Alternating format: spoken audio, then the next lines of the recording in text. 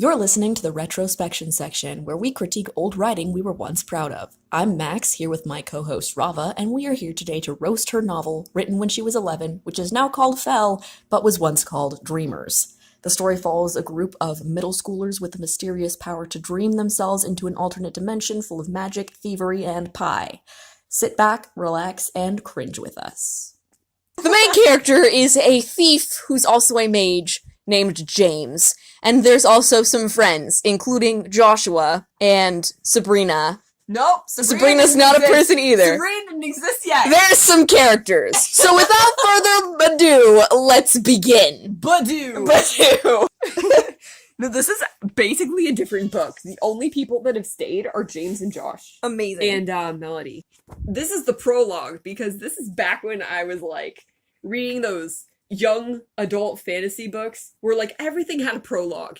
So here's part of the wonderful prologue. Oh yeah, and this is a princess and her maid, and I have no idea why they were outside. I actually don't remember. Okay. Stop talking and listen for a moment. That's all I've been doing is stopping and listening for the past few moments, and it's earned us nothing but wasted... She broke off in a shriek of fear as a gunshot rang out, hardly a street away. The young woman silently held a finger to her lips to signal silence. Another report resounded, closer this time. It's a warning, the elder girl whispered. They're telling us to come out to them. Then let's, please, I don't want to get shot. No, just hold on, he'll be here. Oh! That's why they went. Okay, no, I do know why they're outside, actually. Okay. Silence. I told you I'd find you. That's supposed to be a man voice, but... Leave us alone, the child yelled. Go back to the hole you crawled out of. Which, isn't that an incredible insult? Go back to the hole you crawled out of! But that wouldn't be very courteous of me, would it? No, you two have entered my property. The black dragons like to, shall we say, welcome our visitors. I'm gonna skip a little bit. The man drew a sword. If you refuse to come by your free will. He was cut off by a figure emerging from the shadows created by the moonlight. Cast off of corners of buildings and the tops of walls. The figure was just that, a figure, clad all in black, with a black-hilted sword grasped in its right black-gloved hand. If they refuse to join you by their own free will, this man in black said, then I'll be the one to ensure their decision is respected. Oh my god! James is all about consent. That's true. James is the fucking white knight. Oh my god. He's just like appears. Kara, milady. Milady! Oh my god! Okay, so the basic premise of this is all of them have, dreams where they all travel into this alternate, world where it's, the Middle Ages, kind of, and magic is real, and all this stuff happens. So there's a bunch of, middle school kids from our world that all, in their dreams, go to this other world that's called Rouge. So they're arguing about whether it's actually a thing that's happening. It's probably just a coincidence. Maybe we all saw each other on Friday and forgot about it, so we showed up in each other's dreams. Taylor, in exasperation, slammed her book shut, the slamming sound not as impressive as one might have hoped over the cafeteria clamor. Angrily, she stuffed it into her backpack, grabbed her lunch bag, and said coldly, maybe when you fall asleep and go back and someone sticks a sword in you, you'll believe it's real. Then she turned and left. Jack watched her go. For a quiet reader, she sure is quick to emotion, she remarked. What? I don't know. It's like you're trying to be, she's quick to emotion. Yeah, No, okay, you know what's bizarre about this book? I marked some of it while I was going through. Is it will go, the same person's dialogue will go from, well, that was bizarre, to, hey, what are you gonna do now? They have no, personality or, speech pattern. Yeah. Each person literally just goes on, what my whim was of the day. Oh, okay, here we go. This is Adrienne. She changed into her pajamas and curled up in bed with a book. After a chapter, however, she was sleepier than ever. Most nights this would cause her to crawl out of bed and drink or eat something. But now she wanted to test out the power that gave her and the others those weird dreams.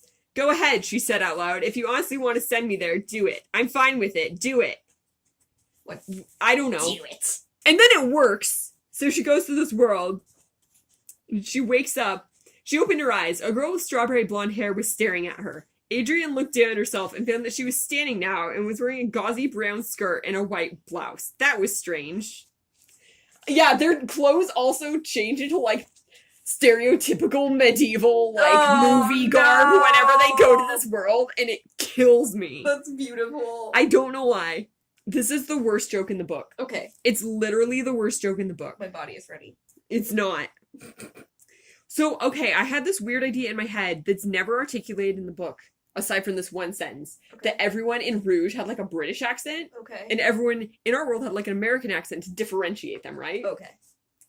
But I never mention it in the book, except for, fine, can you speak like us? Adrian hesitated and then spoke in an imitation of the Rougean slight accent.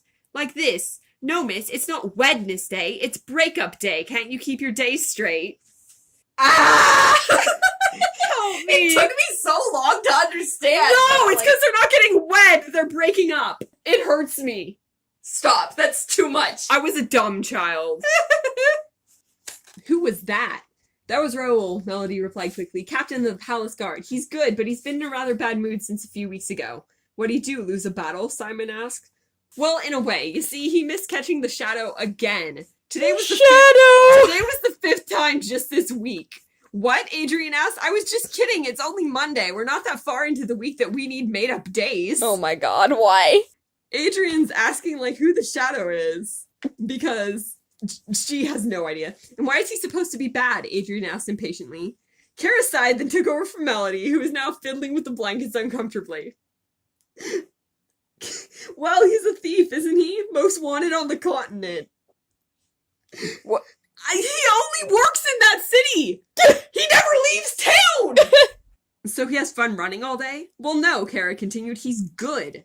No one can catch him. He's said to be immortal. He can't be hurt, and when he's seen, he just disappears. Oh my god, stop. Mary Sue! And then every time someone talks about him, whatever nearby light source will, like, flicker out. What? And then, like, turn itself back on slowly. I kind of like that, actually. And then... No, but the way they're talking about him reminds me of, like, how people in fucking Doctor Who talk about the Doctor. No, exactly. Yeah, and the Doctor's definitely a Mary Sue. Just saying. Anyway. Go on.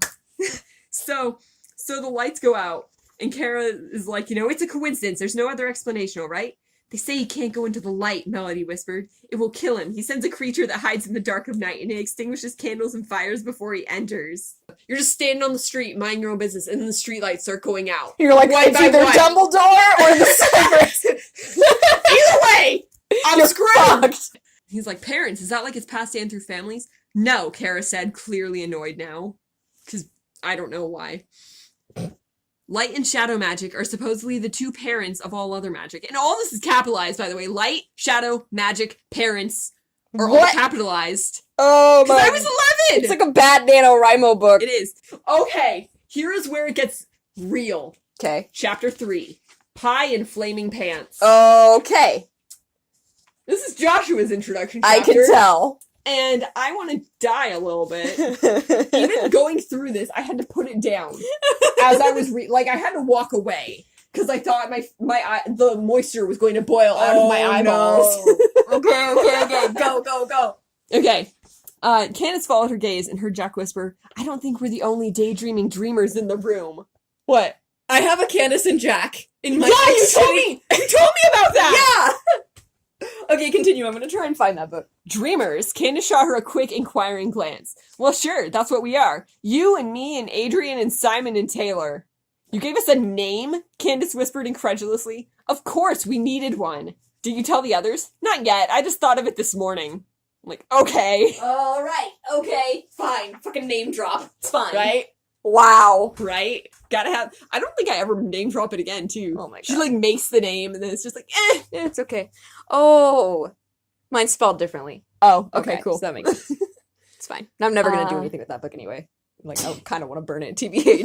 Same! I know, I've never mentioned Candice and Jack in any other draft. This is actually the only draft where I had the people traveling between worlds. Oh, and Jack is spelled differently too. Yeah. Because after this, part of the reason this is so hard was because I had 12 main characters. Yeah. Ugh, So I feel that. I completely dropped the traveling from other worlds plot and was just like, I just like Rouge. Let's just focus on the people that actually do things.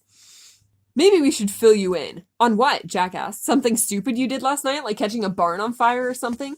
No, on magic, Adrian said. Jack and Candice glanced at each other. For some reason, I imagined that with a capital M, Candice commented. For all we know, it probably is, Simon said. That's really self-aware of an 11-year-old. Oh dear. They're 11? No, me as a writer. Oh, okay, They okay. were like 13. Okay. Because they were cool. They were teenagers. They were cool. Yeah, no, because I don't know anybody who's like below the age of like 13 who writes people that are their age. Because when I was 12, I was writing people that were like 14, 15. Exactly, because they're teenagers. They're cool. Yeah. And then they're saying, I wonder if Taylor knows anything about him. I mean, where is she anyhow? We're supposed to meet every day. And she's not the kind to be late. And what if she knows something she doesn't want to tell us? Because they don't know who she hangs out with. And they're like, I wonder who her partner is over there. She never says anything. She never tells us about her adventures. This is kind of shady, isn't it? Stop! Hint, hint! Stop. I wonder who her partner is! Oh, boy. Okay, here we go. The boy ducked away from her, still laughing. He looked to be a year or two older than Sam, though he seemed to behave like a younger child. Hey, at least I wasn't armed, or I might have hit back. With what, a pie, baker boy? Maybe. Or maybe a cupcake! The boy's face brightened at the idea of cupcakes. Sam sighed and turned to Jack. Jack, this is Joshua, resident baker boy and fire mage of our little group. Hurt me. Please. That concludes part 1 of Dreamers. Tune in next time to meet the Shadow, endure more Joshua nonsense, and hear meaningless screaming in the next episode of the Retrospection section.